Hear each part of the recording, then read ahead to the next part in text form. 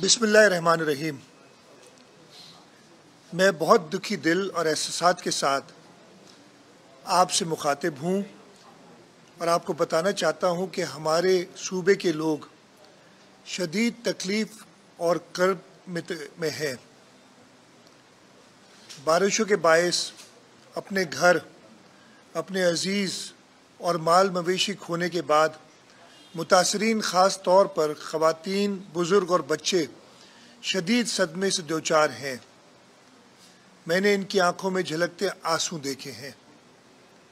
ऐसी कुदरती आफत में मैंने अपनी ज़िंदगी में नहीं देखी जिसमें हमारे शहर, देहात और सड़कें दरिया का मंजर पेश कर रही हैं और हमारे लोग महसूर हैं। शदीद बारिशों के बायस जो तबाही मैंने देखी है, मैं इसकी तफसीलात से आपको आगाह करना चाहता हूँ। सूबा सिंध के 3 अजला में से 23 अजला का मैं दौरा कर चुका हूँ।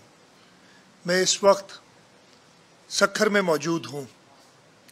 आपको इस चीज़ से अंदाज़ा होगा कि जो इस साल बारिशें हुई हैं, जुलाई के महीने में 350% नॉर्मल से ज़्यादा बारिशें हुई हैं और अगस्त का महीना जो कि अभी पूरा नहीं हुआ, उसमें इस वक्त तक जो अगस्त में बारिशें होती हैं उससे 600% ज़्यादा बारिशें हुई हैं। आपको इस चीज़ से अंदाज़ा लगाने के लिए सिर्फ मैं कहूँ कि नौशेरो फ़िरोज़ का हमारा एक शहर है पटीदन। पटीदन में इस साल मानसून में 1550 मिलीमीटर बारिश इस वक्त तक हो चुकी है। सिर्फ 5 दिनों में 800 मिलीमीटर से ज़्यादा बारिश हुई है और ये वो जगह है जहाँ पे साल का एवरेज 50-55 मिलीमीटर से ज़्यादा नहीं होता। आपको इससे अंदाज़ा हो गया होगा कि नुकसान किस हद तक हुआ है। ना सिर्फ लेफ़्ट बैंक बल्कि राइट बैंक, हमारा दरिया, और ये जो आफत है, जो आजमाइश है, वो ज़्यादा मुश्किल इसलिए भी है कि 2010 में भी हमारे पास सैलाब आया। 2010 में दरिया का राइट हैंड जो सीधे हाथ वाला इलाका था वो सारा डूब गया। 2011 में फिर मानसून बारिशों की वजह से हमारा लेफ़्ट बैंक डूब गया। लेकिन इस साल की मानसून बारिशें पूरे सिंध में हुई हैं। मैंने आपको पटीदन का बताया, लेकिन कोई ऐसी जगह नहीं जहाँ पे मामूल से 600% ज़्यादा बारिश नहीं हुई है। इस बारिश की वजह से इस वक्त तक तकरीबन 300 अमवात हो चुकी हैं। 1000 से ज़ायद लोग ज़ख्मी हैं। 1 करोड़ से ज़्यादा लोग अपने घरों से बाहर हैं। हमारे सूबे में 15 लाख कच्चे घर देहातों के वो पूरी तरीके से डैमेज हो चुके हैं। हमारे 23 अजला, 101 तालका और 5718 दे इस बारिश से शदीद मुतासिर हुई हैं। 90% काश्तकार अपने क्रॉप्स, अपनी काश्त को कंप्लीट तौर पे वो डैमेज हो चुकी है, जो कि 2 मिलियन एकड़ से ज़्यादा है। माल मवेशी का अंदाज़ा लगाना इस वक्त मुश्किल है, इसलिए मैं कोई नंबर आपको उस बारे में नहीं दूंगा।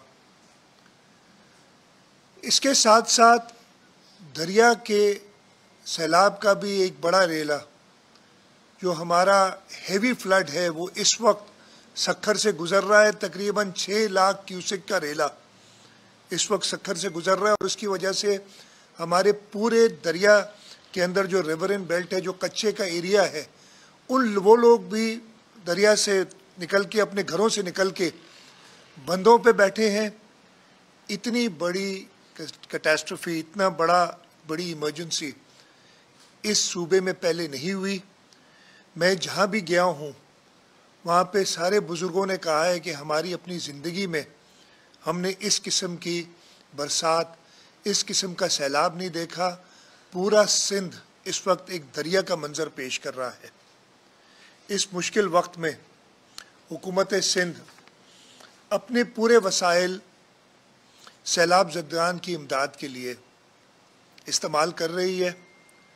हमारी प्रोविंशियल डिज़ास्टर मैनेजमेंट अथॉरिटी, हमारे पास तकरीबन 86,000 टेंट्स की स्टॉक में मौजूद थे, वो सब ख़त्म हो गए। इस वक्त ज़रूरत कम से कम 10 लाख टेंट्स की है। हम कोशिश कर रहे हैं कि हर ज़िले में जो मुतासरीन हैं, जो अपने घरों से निकले हैं, उनको पका पकाया खाना पहुंचा सकें। लेकिन इस वक्त हालत ये है कि ना गैस मुयस्सर है, ना लकड़ी मुयस्सर है, इसलिए कि वो सारी वेट हो चुकी है और उसकी वजह से उसको जलाया नहीं जा सकता। इस मुश्किल सूरत हाल में हमारी पूरी कोशिश है कि हम अपने लोगों तक पहुंच सकें। जैसे मैंने आपको बताया कि ख़ुद 23 डिस्ट्रिक्ट्स में गया हूँ। चेयरमैन बिलावल भुट्टो जरदारी साहब परसों से दौरे पे हैं और लोगों से मिल रहे हैं, लोगों तक पहुँच रहे हैं, उनकी तकलीफ़ देख रहे हैं और उसके अजाले के लिए हिदायत दे रहे हैं। सदर आसिफ अली जरदारी साहब हर वक्त आगाह होना चाहते हैं और उन्हें बताया जा रहा है और वो हिदायत दे रहे हैं, इसलिए कि उन्होंने 2010 के सैलाब में जब वो सदर पाकिस्तान थे, बड़े इफ़ेक्टिव तरीके से पूरे मुल्क में रहा था। हम उनकी एक्सपीरियंस से, उनके तजुर्बे से भी फ़ायदा हासिल कर रहे हैं। हम अपनी पूरी कोशिश कर रहे हैं, लेकिन मैं चाहता हूं कि इस वक्त में हमें इस सूबे के सब लोगों की हिमायत हासिल हो। मैंने वफाक से भी कहा है, वज़ीर आज़म साहब कई बार मालूम कर चुके हैं, उनको हमने आगाह किया है और उन्होंने पूरा वादा किया है कि इस मुश्किल वक्त में सिंध के लोगों को वो नहीं छोड़ेंगे। वज़ीर आज़म साहब 3 बार उन्होंने सिंध का दौरा करना चाहा, लेकिन मौसम की वजह से वो नहीं पहुंच सके। कल भी उनका दौरे का इम्कान है, लेकिन जो इस वक्त हालात बरसात की है, मेरा नहीं ख्याल है कि वो दौरा हो सकेगा। मैं इस वक्त में चाहता हूँ कि हम एक दूसरे को संभालें। मैं अपने सिंध के तमाम भाइयों और बहनों से अपील करता हूँ कि अपनी अपनी हैसियत के मुताबिक अपने पड़ोसियों को, अपने लोगों को उनकी मदद करें। मैं जो मुखय्यर हजरात हैं उनसे इल्तिजा करता हूँ कि जैसे 2010 में और 2011 में आप निकले थे और आपने इस सूबे के लोगों की हुकूमत के साथ मिलकर मदद की थी, ये एक इमरजेंसी उससे ज़्यादा है। ये इमरजेंसी पूरे सूबे में है। मैं चाहूँगा कि वो भी हमारी मदद करें। मैं इसके साथ साथ दुकानदारों को और जो चीज़ें खाने पीने की हैं या इस सैलाब में टेंट्स हैं, प्लास्टिक शीट्स हैं, तरपाल है, इनके जो बेचने वाले हैं उनसे कहूँगा कि इस मुश्किल वक्त में आप कोई ज़ख़ीरा अंदोज़ी ना करें, आप ब्लैक मार्केटिंग ना करें। हुकूमत सख्त इक़दामात लेगी, लेकिन हम आपसे मदद चाहते हैं। अल्लाह ताला से डरें और इस वक्त में लोगों के साथ लोगों को और तकलीफ़ में ना डालें। मैं ये चाहता हूँ कि हुकूमत के पहुँचने तक, वैसे हम हर जगह पहुँच रहे हैं, हमारा रोड नेटवर्क 2010 और 2011 से बहुत बेहतर है। 2010 और 2011 में हमें लोगों के तक पहुँचने में मसला हो रहा था, इस वक्त हम बहुत बेहतर पोजीशन में हैं। हमारे रोड्स मोस्टली एक्सेसिबल हैं। मैं चाहता हूँ कि मुखय्यर हजरात वहाँ लोगों तक पहुँचें और हुकूमत की शाना बशाना लोगों की खिदमत करें। मैं इसके साथ साथ अपने लोगों से भी अपील करता हूँ जो इस मुश्किल में है कि लॉ एंड ऑर्डर को हाथ में ना लें।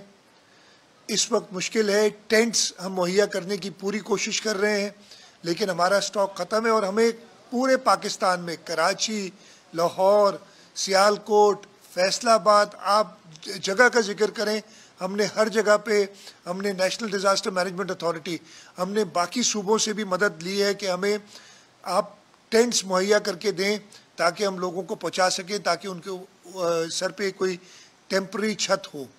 और जैसे ही हमें मुहैया होते हैं हम सबको पहुंचाएंगे। लेकिन मैं लोगों से कहूँगा कि इस मुश्किल वक्त में हुकूमत का साथ दें।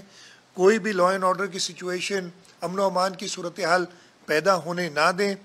इससे और तकालीफ बढ़ेंगी, कुछ बेहतर नहीं होगा। मैं लोगों से ये भी अपील करता हूँ कि रोडों को ब्लॉक करने की बजाय उससे तकलीफ ये होती है कि आप तक इमदाद नहीं पहुँच सक रही है। आप एक जगह रोड ब्लॉक करते हैं लेकिन उसका जो असर होता है वो पूरे सूबे में हो जाता है। मैं ये भी गुजारिश करूँगा, अपील करूँगा कि रोडों को खुला रखें। हम आप तक पहुँचने की पूरी कोशिश कर रहे हैं और हुकूमत इंशाअल्लाह ताला हर जगह पहुँचेगी। हमें इस इम्तिहान में सब्र, बहादुरी और हिम्मत की ज़रूरत है। अपने लिए तो हर कोई जीता है, लेकिन आपको अपील करता हूँ कि इस इम्तिहान की घड़ी में एक दूसरे के लिए जिएं, एक दूसरे के भाई बहन और बुज़ुर्ग बन के मदद करें। आपकी हुकूमत कभी भी आपको अकेला नहीं छोड़ेगी। पाकिस्तान जिंदाबाद।